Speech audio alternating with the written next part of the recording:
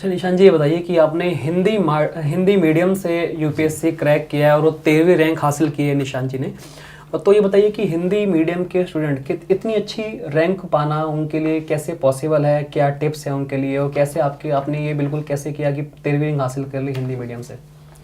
पंकज जी, जब हम लोग तैयारी कर रहे थे, ये 2012, 13, 14 की बातें हैं, तो तब हमारे सामने कोई ऐसा बहुत बड़ा बेंचमार्क नहीं था। जैसे आज आप कह सकते हो भी निशान जी आपकी 13th रैंक आई हिंदी मीडियम में।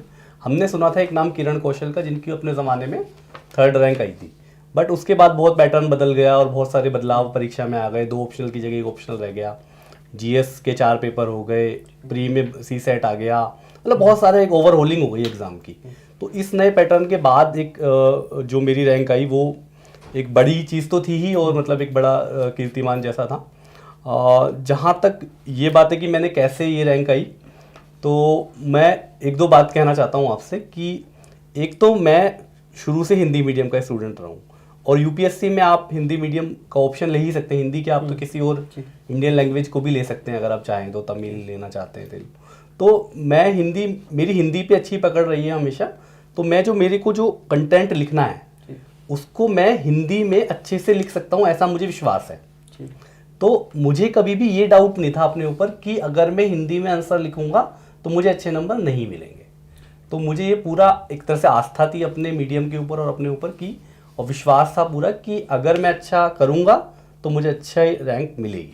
निशान, जैसे आपने अभी बताया कि आपके जो विषय थे, तो आपकी जो ग्रेजुएशन में जो विषय था उसने आपको कैसे आईएएस में आपकी कैसे मदद करी? मैडम, वैसे तो बहुत ज़रूरी नहीं है ये चीज़ कि ग्रेजुएशन का विषय मदद करे हमेशा, क्योंकि आप तो अक्सर देखते हैं कि भाई इंजीनियरिंग करके लोग फिर सोशियोलॉजी या ज्योग्राफी या फिलॉसफी या हिस्ट्री इस तरह के ऑप्शनल ले लेते हैं। पर मेरे क्योंकि ह्यूमैनिटीज़ की सब्जेक्ट्स थे, हिस्ट्री पॉलिटिकल साइंस, तो हिस्ट्री पॉलिटिकल साइंस हमेशा जीएस में काम आते ही आते हैं। और लैंग्वेज भी हमेशा काम आती है, क्योंकि लैंग्वेज के कंपलसरी पेपर्स भी होते हैं। और फिर जो भी आप मीडियम लेते हैं उसमें आपको भाई मान लो आपको बहुत सारी नॉलेज है, पर मेरा ये मानना यूपीएससी में बहुत बड़ा महत्व है इस चीज़ का कि आप कैसे उसको लिखते हो। अच्छा निशांत, ये बताइए कि निबंध पत्र ऐसे राइटिंग की आपने तैयारी कैसे की, क्योंकि कैसे लिखा जाए निबंध, ये काफ़ी एक बड़ा चुनौती होता है, तो इसके बारे में कुछ बताएं। एस्से में एक्चुअली मेरे को थोड़ा शुरू से शौक था एस्से लिखने का, और एस्से में फॉर्चुनेटली मेरे सबसे ज़्यादा मार्क्स आए थे 160 उस समय, उस साल सबसे हाईएस्ट मार्क्स थे वो। और हिंदी में ही मैंने एस्से लिखा था क्योंकि हिंदी मीडियम में एग्ज़ाम दिया था। तो इसमें मैं ये कहना चाहता हूँ कि एस्से लिखते हुए 2-3 बातों का आपको ध्यान रखना चाहिए।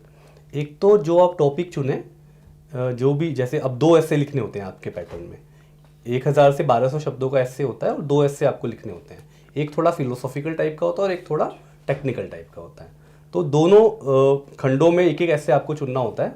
तो वो जो आप चुने, तो ऐसा चुने जिससे आप थोड़ा फेमिलियर हो, जिस टॉपिक से आपकी थोड़ी फेमिलियरिटी हो, जिससे आप थोड़ा नज़दीकी, जिसके ऊपर आपको थोड़ी नॉलेज हो, वो आप चुन लीजिए।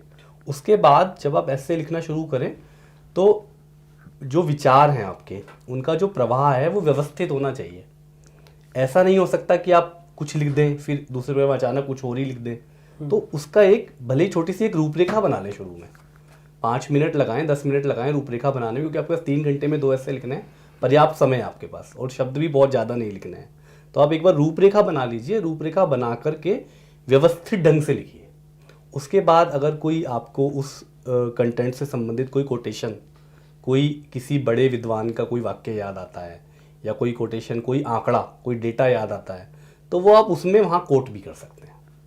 पैराग्राफ में लिखें, छोटे छोटे पैराग्राफ बनाएं, प्रवाह होना चाहिए, पढ़ने के बाद पढ़ने वाले को एक रुचि आनी चाहिए उसमें। निशान, तैयारी को लेकर ही मेरा एक और सवाल है कि आपका वैकल्पिक विषय क्या था और आपने इसकी कैसे तैयारी करी, और सबसे बड़ी बात कि क्या उसमें क्या आपने कौन सी अच्छी किताबें यूज़ करी जिससे आपकी तैयारी अच्छी हुई, और ओवरऑल आपकी पूरी जो स्टडी मटेरियल था वो क्या था?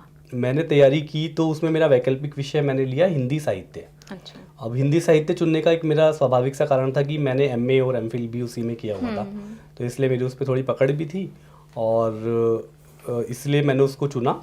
और उसमें मेरा एमए का सिलेबस, यूँ तो वैसे बीए का सिलेबस ज़्यादा रहता है यूपीएससी में, बट वो थोड़ा सा अपग्रेड होता है, यानी बीए और एमए के बीच का होता है, तो वो सारा उसमें हो जाता है।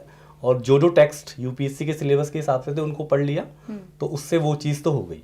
अब रही बात जीएस की, एसए की, इन चीज़ों की। तो जीएस में मैंने क्या किया कि जीएस पेपर 1, 2, 3, 4, 1 में हिस्ट्री और थोड़ा वो होता है कल्चर, 2 में पॉलिटी और इकोनॉमी होता है, 3 में ये होता है ज्योग्राफी एंड वो, तो 4 में एथिक्स होता है। तो मैंने इन चारों पेपरों के लिए जो ऑथेंटिक किताबें अवेलेबल है, प्रामाणिक पुस्तकें, जैसे कोई गवर्नमेंट पब्लिशर की हैं या किसी बहुत ही प्रतिष्ठित प्रकाशक की जो किताबें हैं, उन सबको हर चीज़ के लिए एक एक, जैसे मान लीजिए जीएस के बहुत सारे सेगमेंट्स होते हैं, history, geography, polity, environment, culture, science tech, current affairs, economy, तो इन सब चीज़ों के लिए एक एक किताब। और साथ में एक अच्छी मंथली मैगजीन जो यूपीएससी की तैयारी पर केंद्रित हो। और साथ में 2-3 अच्छी वेबसाइट्स जिन पर अच्छा कंटेंट और अच्छे क्वेश्चन पेपर आते रहते हैं यूपीएससी की से जुड़ी हुई। और इसके अलावा पिछले 5 सालों के क्वेश्चन पेपर, कम से कम पिछले 5 सालों के क्वेश्चन पेपर को आप अच्छे से देखिए, तभी आपको रियलाइज होगा कि क्या ट्रेंड चल रहा है और किस तरह के सवाल यूपीएससी हमसे पूछती है।